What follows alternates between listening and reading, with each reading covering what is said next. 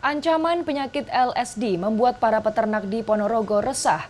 Para peternak takut hewan ternaknya akan mati seperti saat wabah PMK tahun kemarin. Sebagai langkah antisipasi, Dinas Pertanian terus melakukan pemantauan dan membatasi perdagangan sapi.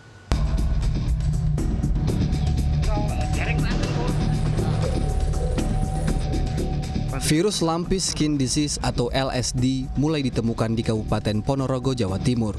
Salah satunya ada di Desa Wotan, Ponorogo, Selasa pagi. Setidaknya ada 2 ekor sapi milik peternak yang dicurigai mengidap LSD. Terlihat badan sapi terdapat tonjolan atau nodul bentol-bentol pada leher dan tubuh sapi. Bahkan ada 1 ekor sapi yang terdapat luka-luka. Kondisi tersebut ditemukan pertama kali sejak seminggu terakhir. Sekretaris Desa Wotan Eko Bekti Sujalmo mengatakan, setelah adanya laporan pihaknya langsung melaporkan ke pemerintah Kabupaten Ponorogo.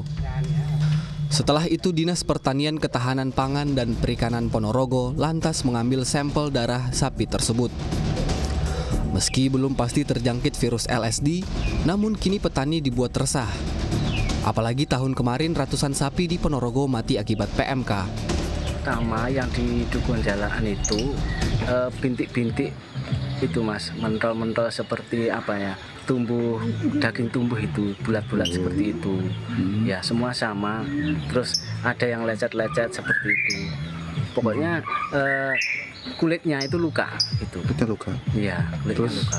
Dari dinas sendiri sudah mengecek sini Pak? Sudah, alhamdulillah sudah, kemarin sudah dikasih vaksin juga sudah.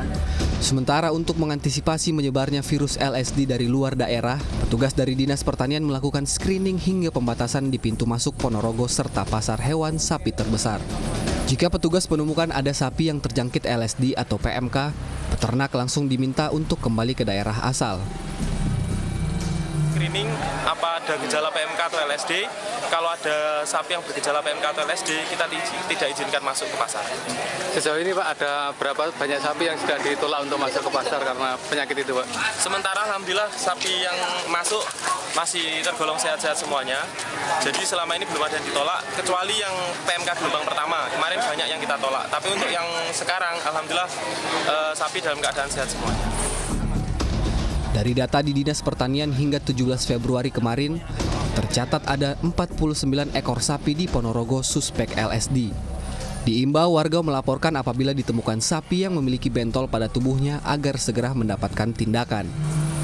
Catur Priambodo, Ponorogo, Jawa Timur. Sejumlah daerah di Jawa Timur melaporkan kasus penyakit kulit Lumpy Skin Disease atau LSD pada ternak sapi.